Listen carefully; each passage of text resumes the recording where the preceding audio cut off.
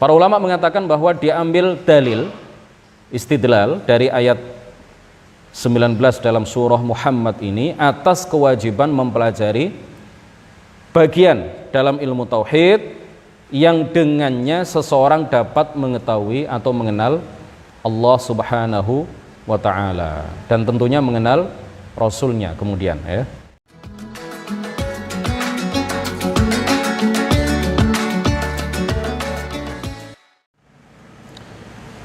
Assalamualaikum warahmatullahi wabarakatuh.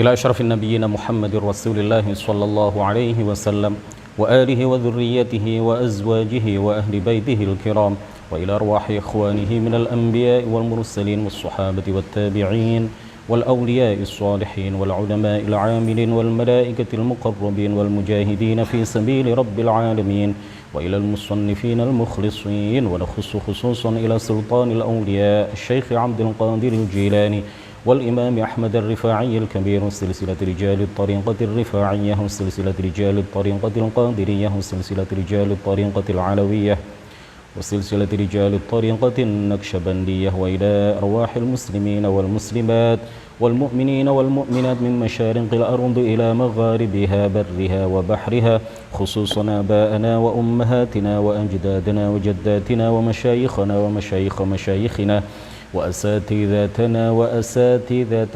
أساتذتنا ونخص خصوصا إلى شيخ مشايخنا الشيخ محمد هاشم الشعري والشيخ عبد الوهاب حسب الله والشيخ بالصوري شنصوري والشيخ عبد العزيز مشهوري والشيخ عبد المهيمن نور وسائر مشايخنا وأساتذتنا ونخص خصوصا إلى من فتح الإسلام في هذه القرية وبنية التوفيق والتيسير وبنية قضاء جميع الحاجات والديون وبنية الشفاء والنصر على الأعداء وقبول الدعاء ونيل كل سؤال ورؤية الرسول شفاعة الرسول ومرافقة الرسول في الآخرة ولرضاء الله الفاتحة.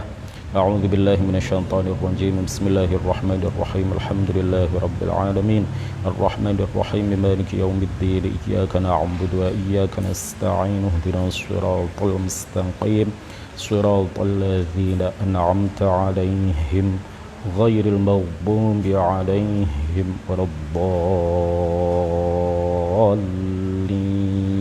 آمين. Bismillah, alhamdulillah, wassalatu wassalamu ala sayyidina Muhammadir Rasulillah Muhammad ibn Abdullah wa ala alihi wa sahbihi wa mawalah wa la hawla wa la quwwata illa billah.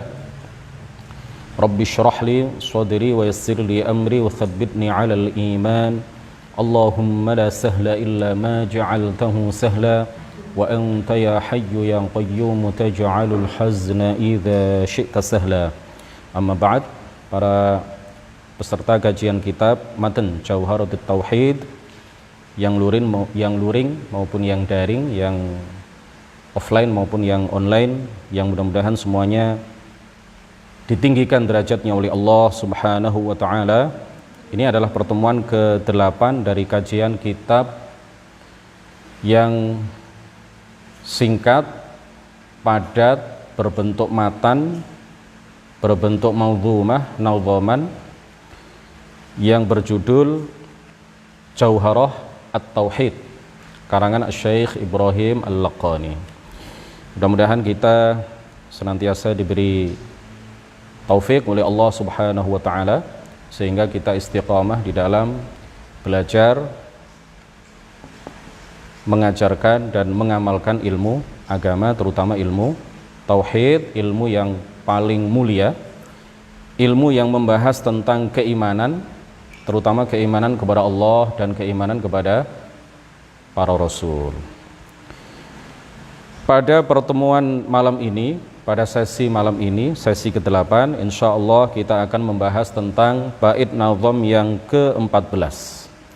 Qala al-muallifu rahimahullahu ta'ala wa nafa'ana bihi wa bi'ulumihi wa amaddana bi amdadihi wa afadha alaina min barakatihi amin.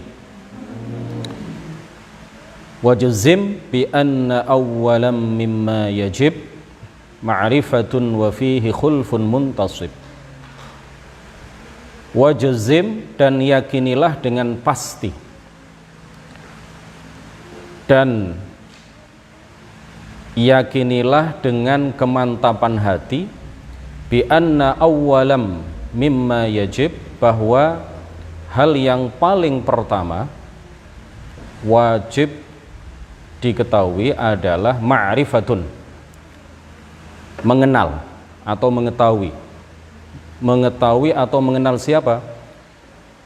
Ai ma'rifatullah, mengenal Allah Subhanahu wa ta'ala. Wa fihi, dan dalam hal itu, dan pada hal itu, khulfun, terdapat perbedaan, muntasib, yang tegak. Hadirin hadirat rahimakumullah, setelah dalam bait nazam sebelumnya, musannif pengarang kitab ini menjelaskan bahwa iman seorang muqallid, iman orang yang taklid, orang yang hanya ikut-ikutan dalam masalah keimanan, tidak punya dalil sama sekali, tidak punya dalil sedikit pun. Mas, jangan bersuara ya. Orang yang taklid kepada orang lain, orang muqallid kepada orang lain, seseorang yang hanya mengikuti orang lain dalam masalah tauhid, dalam masalah keimanan, musannif kitab ini menjelaskan bahwa imannya sah asalkan dalam hatinya terdapat tasdiq jazim, ya, dengan syarat, dengan ketentuan bahwa hatinya membenarkan dengan pasti terhadap apa yang diikuti. Setelah sebelumnya pengarang kitab ini menjelaskan tentang masalah itu, pada bait nazam yang ke-14 ini, pengarang kitab ini menjelaskan kepada kita bahwa kewajiban yang paling pertama secara mutlak adalah ma'rifatun, artinya ma'rifatullah, mengenal Allah Subhanahu wa ta'ala, sebagaimana disebutkan di dalam matan Zubat, awwal wajibin 'alal insani ma'rifatul ilahi bistiqani. Kewajiban yang pertama atas seorang hamba adalah, kewajiban yang paling awal terhadap seorang mukallaf, atas orang yang sudah balik dan berakal adalah ma'rifatul ilah, mengenal Tuhan, mengenal Allah, mengetahui Allah bistiqani, dengan pasti, dengan kemantapan hati, dengan diyakini seyakin-yakinnya. Al-Imam Abul Hasan al-Asy'ari, Imam ahli sunnati wal jamaah, yang kepadanya dinisbatkan golongan ahlus sunnati wal jamaah, beliau mengatakan apa? Awwalu ma yajibu 'alal 'abdi al-'ilmu billahi wa rasulihi wa dinihi. Kewajiban paling pertama atas seorang hamba adalah mengenal Allah, mengetahui Rasulnya, dan mengetahui perkara-perkara agamanya. Apa yang dimaksud dengan mengenal Allah? Apa yang dimaksud dengan mengetahui Allah? Kalau mengenal sesama hamba itu dengan mengetahui alamatnya di mana, tempat tinggalnya di mana, siapa keluarganya, siapa namanya, apa profesinya, apa pekerjaannya, apa aktivitasnya, apa kegiatannya sehari-hari, dan seterusnya. Itu kalau mengenal makhluk, mengenal hamba. Mengenal Allah tidak seperti mengenal makhluk. Mengetahui Allah tentu tidak sama dengan mengetahui sesama hamba. Mengetahui Allah atau mengenal Allah sebagaimana yang sudah dijelaskan dalam beberapa sesi yang lalu adalah dengan mengetahui sifat-sifat wajib baginya, sifat-sifat mustahil baginya, dan sifat jaiz baginya. Oleh karena itu, mengenal Allah atau mengetahui Allah Subhanahu wa ta'ala yang merupakan kewajiban paling awal bagi seorang mukallaf, bagi orang yang sudah balik dan berakal, adalah dengan meyakini bahwa Allah ada, tidak bersifat dengan sifat-sifat makhluk, dan tidak serupa dengan segala sesuatu dari makhluknya, dari semua segi. Jadi kalau perbandingan antara makhluk dengan makhluk itu ada persamaannya, ada kesamaannya, ada perbedaannya. Dari beberapa segi ada kesamaan, dari segi-segi yang lain pasti ada perbedaan. Dari beberapa segi ada perbedaan, tetapi dari segi-segi yang lain pasti ada persamaan. Itu kalau perbandingan antara makhluk yang satu dengan makhluk yang lain. Jangankan antara makhluk satu dengan makhluk yang lain, antara jenis makhluk yang satu dengan jenis makhluk yang sama, itu ada perbedaannya, tapi juga ada persamaannya. Antara manusia dengan manusia itu ada perbedaannya, ada persamaannya. Jangankan antara manusia yang satu dengan manusia yang lain yang tidak ada hubungan kekerabatan sama sekali, antara saudara kembar saja ada perbedaannya, ada persamaannya. Belum kalau dibandingkan antara jenis makhluk yang satu dengan jenis makhluk yang berbeda. Manusia dengan pohon, manusia dengan tumbuhan. Itu pasti ada persamaan, pasti ada perbedaannya, tapi juga ada apa? Persamaannya. Antara manusia dengan kera, antara manusia dengan monyet, antara manusia dengan gajah, antara manusia dengan angin. Ada persamaannya dari beberapa segi dan ada perbedaannya dari segi-segi yang lain. Antara manusia dengan meja, sama-sama persamaannya apa? Manusia dengan meja, persamaannya apa? Sama-sama membutuhkan kepada tempat, sama-sama menempati suatu arah, sama-sama memiliki bentuk, ya kan? Sama-sama punya ukuran. Perbedaannya apa? Perbedaannya kalau manusia punya mulut, meja tidak punya mulut. Manusia punya kaki, sama-sama punya kaki, meja juga punya kaki, tapi bedanya apa? Kakinya manusia bisa berjalan sendiri, kakinya meja tidak bisa berjalan sendiri. Jadi pasti kalau dibandingkan antara satu makhluk dengan makhluk yang lain, sesama jenis makhluk seperti manusia dengan manusia, binatang dengan binatang, ataupun beda jenis, manusia dengan binatang, binatang dengan tumbuhan, manusia dengan udara misalkan, ya, manusia dengan meja, itu pasti dari beberapa segi ada perbedaannya, tetapi dari segi-segi yang lain pasti sama.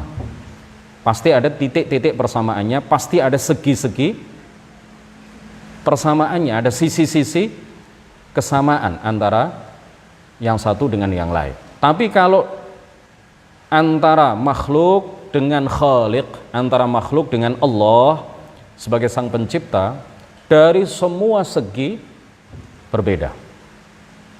Dilihat dari semua sisi, tidak ada persamaan sama sekali antara Allah dengan makhluk yang diciptakan, antara sang Khaliq yaitu Allah Subhanahu wa taala dengan seluruh makhluk ciptaannya, apapun, siapapun, segala sesuatu apapun dari makhluknya, itu nggak bisa dibandingkan dengan Allah Subhanahu wa ta'ala. Jadi Allah dari semua segi, dari semua sisi, tidak ada kesamaan sama sekali dengan makhluk ciptaannya.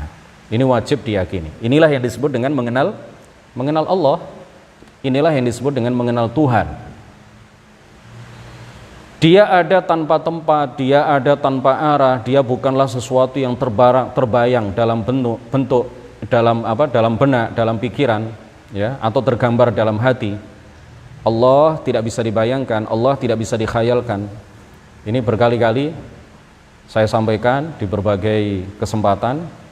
Kadang-kadang kalau tidak diminta untuk menyampaikan masalah tauhid, saya gunakan misalkan tausiah mengenai tahun baru Islam misalkan, ya.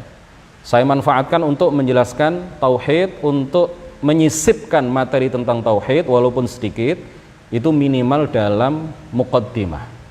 Minimal ketika saya menyampaikan muqaddimah. Segala puji bagi Allah, Tuhan yang berbeda dengan segala sesuatu, Tuhan pencipta segala sesuatu, yang ada tanpa tempat, yang ada tanpa arah, yang maha suci dari bentuk, yang maha suci dari ukuran, maha suci dari kebendaan, maha suci dari sifat-sifat makhluk yang tidak bisa dibayangkan, yang telah menakdirkan pertemuan kita pada malam hari ini, dan seterusnya dan seterusnya. Minimal disisipkan di dalam pendahuluan, karena ini adalah materi yang tema ilmu yang dibutuhkan oleh semua kalangan saat ini. Karena memang orang-orang di luar Aswaja sangat gencar mempromosikan, mempropagandakan, mengajarkan, menyebarluaskan keyakinan mereka bahwa Allah di langit, bahwa Allah butuh kepada arah atas, bahwa Allah duduk di atas arsy, bahwa pada sepertiga malam yang terakhir dia turun ke langit yang pertama, turun ke langit dunia.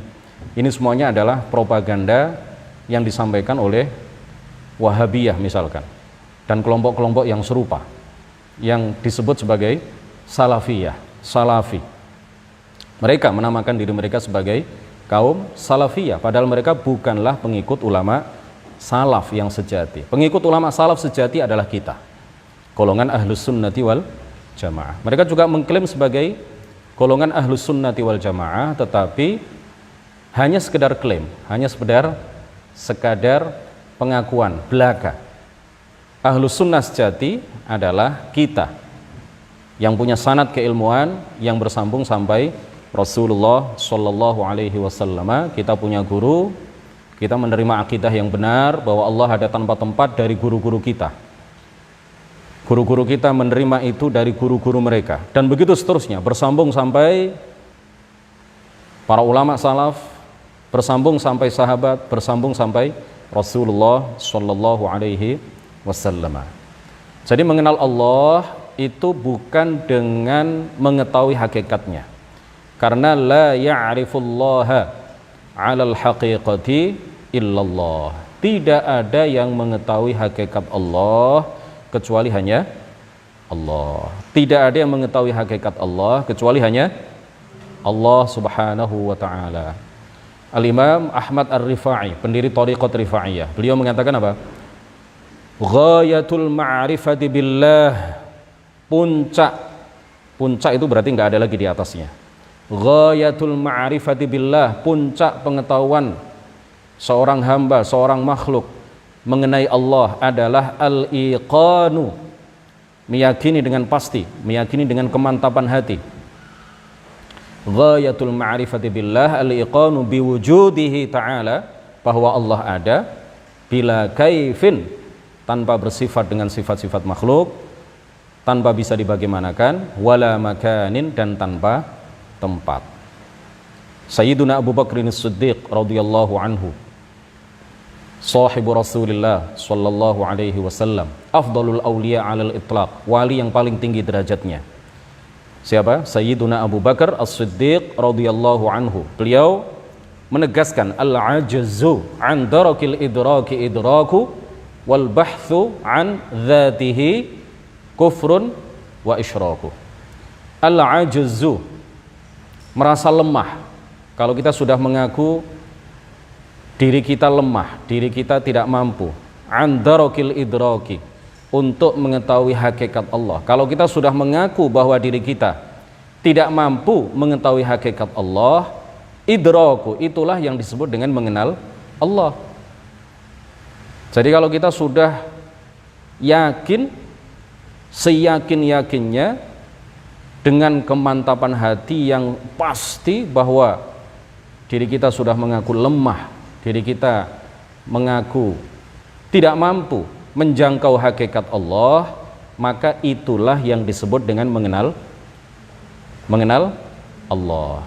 Wal bahthu an dzatihi kufrun wa isyraku, dan mencari-cari zat Allah itu bagaimana, zat Allah itu di mana, mencari-cari sehingga kemudian meyakini bahwa zat Allah itu sama dengan zat makhluk, sampai pada kesimpulan bahwa zat Allah itu menempati suatu tempat, menempati suatu arah, memiliki bentuk, memiliki ukuran. Itu adalah kufrun wa isyraku, itu adalah kekufuran dan kemusyrikan.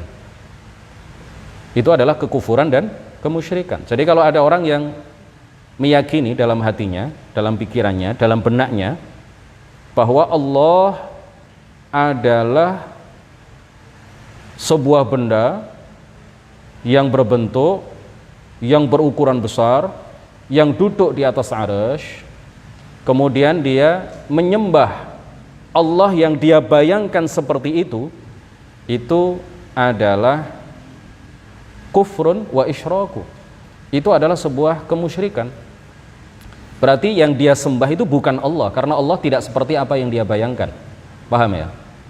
Berarti yang dia sembah itu bukan Allah, karena Allah tidak seperti apa yang dia bayangkan. Dia membayangkan Allah dalam benaknya seperti ini, seperti itu, padahal Allah laisa kamitslihi syai'. Kemudian dia menyembah zat yang dia bayangkan sebagai Allah itu, padahal Allah tidak seperti itu. Artinya apa? Yang dia sembah bukan Allah. Berarti dia menyembah selain Allah. Itulah makanya Sayyiduna Abu Bakar As-Siddiq radhiyallahu anhu wa ardhah mengatakan apa? Wal bahthu an dzatihi kufrun wa isyraku. Terlarang ya, mamnu' bagi siapapun untuk melakukan upaya agar sampai pada pengetahuan tentang hakikat Allah. Itu terlarang itu. Karena hakikat Allah tidak akan diketahui oleh siapapun, sekuat apapun ia berpikir, sekuat apapun seseorang merenung. Jadi orang itu kalau melakukan perenungan sedalam apapun yang dia bisa, semaksimal apapun yang dia mampu, ya, dia tidak akan mengetahui hakikat Allah. Dia tidak akan mengetahui hakikat Allah Subhanahu wa ta'ala. Makanya secara tegas Allah Ta'ala berfirman apa? Laisa kamitslihi syai'. Laisa kamitslihi syai'. Tidak ada yang serupa dengan Allah. Allah tidak serupa dengan segala sesuatu apapun dari makhluknya. Allah tidak serupa dengan segala sesuatu apapun. Jadi kata syai' itu nakirah. Kata atau kalimah yang nakirah, kalau dia berada fi ma'ridin nafi, dalam kalimat negatif. Jadi dalam nahwu itu ini agak ribet sedikit ya, tapi penting untuk disampaikan. Jadi kata yang nakirah seperti syai'un, itu kan nakirah itu kan, apapun. Bukan asy-syai'u, bukan sesuatu yang tertentu, tapi syai'un, sesuatu. Kata nakirah itu kalau berada di kalimat negatif, ini kan kalimat negatif, dimulai dengan kata laisa. Laisa itu artinya apa? Tidak, bukan. Kata nakirah, kalimah nakirah berada di kalimat nafi, kata para ulama ahli bahasa, ini tufidu asyumul wal umum, memiliki arti apa? Menyeluruh. Apapun, syai', apapun, segala sesuatu apapun. Jadi artinya apa? Allah tidak serupa dengan segala sesuatu apapun. Kemudian di dalam ayat ini juga ada penguatan makna, ada ka, ada mithal. Dua kata yang memiliki arti sama tetapi dirangkai dalam satu rangkaian. Seandainya Allah berfirman laisa mithlahu syai', laisa mithlahu syai', kata ka dibuang, kita sudah paham bahwa Allah tidak serupa dengan apapun. Seandainya Allah berfirman laisa kahuwa syai', laisa kahuwa syai', kata mithal dibuang misalkan, seandainya, maka kita juga paham bahwa ayat ini menjelaskan kepada kita bahwa Allah tidak serupa dengan apapun. Tapi kemudian digabung jadi satu, dua kalimah, dua kata yang artinya sama, kemudian dirangkai dalam satu rangkaian sehingga berbunyi apa? Laisa kamitslihi syai'un. Ini untuk menguatkan makna, litakkidil makna, bahwa Allah benar-benar sungguh-sungguh tidak serupa dengan apapun, tidak serupa dengan segala sesuatu apapun secara menyeluruh. Rasulullah Shallallahu Alaihi Wasallam bersabda, la fikrata fir rabb, la fikrata fir rabb. Diriwayatkan hadis, diriwayatkan oleh Imam Ad-Daraqutni di dalam kitab Al-Afrad dan diriwayatkan oleh Al-Baghawi di dalam tafsir Al-Baghawi. Rasulullah Shallallahu Alaihi Wasallam menegaskan la fikrata fir rabb. Ayo kita baca sama-sama biar nggak ngantuk. Qala Rasulullah Shallallahu Alaihi Wasallam, la fikrata fir rabbi, fir rabbi, Tuhan tidak dapat dibayangkan. Jadi ini sama dengan apa yang ditugaskan oleh Imam Dhunnun al-Misri dan juga para ulama secara keseluruhan. Imam Ahmad juga, mahma tasawwarta bibalik fallahu la yushbihu dzalik, atau fallahu bi khilafi dzalik. Apapun yang engkau bayangkan, Tuhan tidak seperti itu. Apapun yang engkau bayangkan, maka Allah tidak sama dengan apa yang engkau bayangkan. Apapun yang engkau pikirkan, maka Allah tidak serupa dengan segala sesuatu apapun yang terbayang dan tergambar dalam benak, pikiran, dan hatimu. Nah, kemudian musannif Syekh Ibrahim Al-Laqani mengatakan apa? Wa fihi khulfun muntasib, wa fihi khulfun muntasib. Dalam permasalahan ini ada perbedaan pendapat muntasib yang tegak. Maksudnya apa? Ada perbedaan pendapat tentang kewajiban mengetahui Allah dan kewajiban nazar yang mengantarkan kepada pengetahuan tentang Allah Subhanahu wa ta'ala, antara mayoritas ahlus sunnah dengan yang lain. Dan perbedaan ini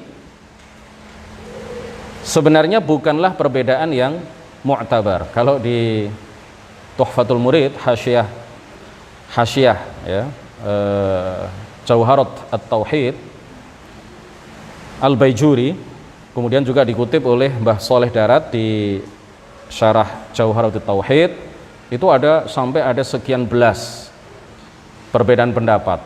Kewajiban yang paling pertama atas mukallaf itu apa?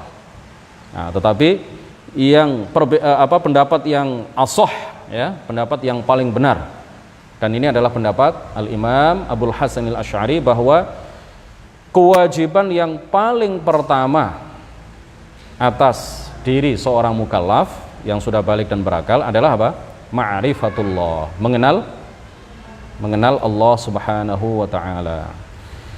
Kemudian terakhir ya, ada sebuah faidah. Allah Ta'ala berfirman, fa'lam annahu la ilaha illallah, surah Muhammad ayat 19.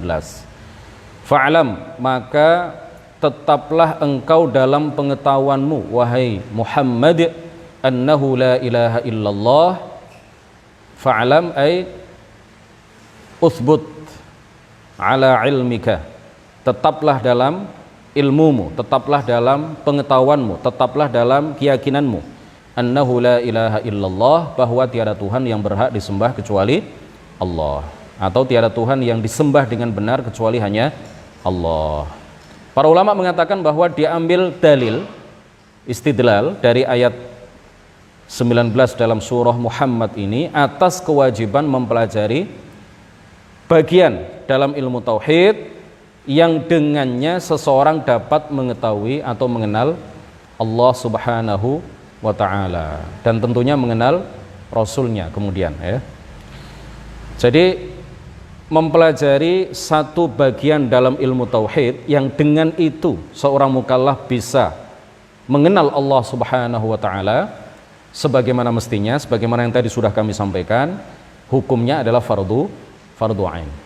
Tapi kalau mempelajari rincian ilmu tauhid, dalil-dalil rinci terkait dengan ilmu tauhid, terkait dengan ilmu akidah, maka hukumnya adalah fardu kifayah. Kalau sudah dilakukan sebagian umat Islam, maka sebagian yang lain gugur kewajiban mereka dalam mempelajarinya. Imamul Haramain mengatakan ajma'al ulama'u,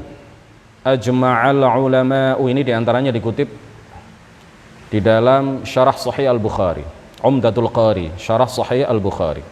Perkataan beliau ini, ajma'al ulama'u ala wujubi ma'rifatillahi ta'ala. Para ulama sepakat menyatakan bahwa mengenal Allah itu hukumnya adalah wajib. Mengenal Allah hukumnya adalah wajib. Tetapi perlu ditegaskan bahwa mengenal Allah itu bukan dengan mengetahui hakikat Allah. Karena hakikat Allah itu tidak ada yang mengetahuinya kecuali hanya Allah Subhanahu wa ta'ala. Jadi hal puncak, hal maksimal yang kita tahu tentang Allah, bahwa Dia adalah Tuhan Maha Pencipta yang ada tanpa bersifat, tanpa kaif, artinya tanpa bersifat dengan sifat-sifat makhluk, wala tashbih, bila kaifin wala tashbih, dan tanpa serupa dengan segala sesuatu apapun.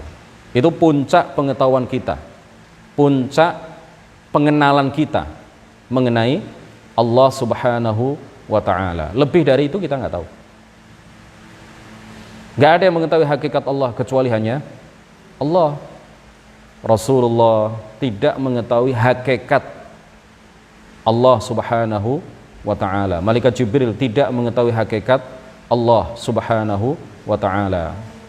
La ya'rifullaha 'alal haqiqati illallah. Tidak ada yang mengetahui hakikat Allah kecuali hanya Allah. Jadi puncak pengetahuan kita, puncak pengetahuan makhluk mengenai Allah adalah apa? Meyakini bahwa Allah itu ada, tanpa tempat, tanpa bentuk, tanpa ukuran, tanpa disifati dengan sifat makhluk, tanpa bisa dibayangkan, tanpa serupa dengan segala sesuatu apapun. Itu sudah ghayah, itu sudah apa? Puncak pengenalan dan puncak pengetahuan kita mengenai Allah Subhanahu wa ta'ala. Jadi kenal Allah itu bukan ala sabilil ihatah, ya. Mengenal Allah, mengetahui Allah itu bukan ala sabil al-ihatah, bukan dalam arti kenal hakikat Allah secara menyeluruh, tidak. Tetapi sekali lagi apa? Mengenal Allah itu dengan meyakini bahwa Allah ada tanpa kaif dan ada tanpa tashbih, ada tanpa bisa dibagaimanakan dan ada tanpa bisa diserupakan dengan segala sesuatu apapun. Demikian kajian kitab Jauharah At-Tauhid sesi 8 yang kita laksanakan pada malam hari yang insya Allah penuh keberkahan ini. Mudah-mudahan kita disampaikan umur kita oleh Allah Subhanahu wa ta'ala ke bulan Ramadan, sehingga nanti pada bulan Ramadan kita bisa menikmati berbagai ibadah, menikmati lezatnya, nikmatnya melakukan berbagai ibadah di bulan suci Ramadan. Mudah-mudahan kita panjang umur dan kelak jika kita diwafatkan mudah-mudahan menghembuskan nafas yang terakhir dalam keadaan yang husnul khatimah. Amin ya rabbal alamin. Subhanakallahumma wa bihamdik asyhadu an la ilaha illa anta astaghfiruka wa atubu ilaik. La ilaha illallah. Allahumma shalli ala sayyidina Muhammad wa ala alihi wa sahbihi wa sallim. Rabbi ighfir li wa liwalidayya wa lil mu'minina wal mu'minat wallahu al muwaffiq ila aqwamit thariq. Wassalamu alaikum warahmatullahi wabarakatuh.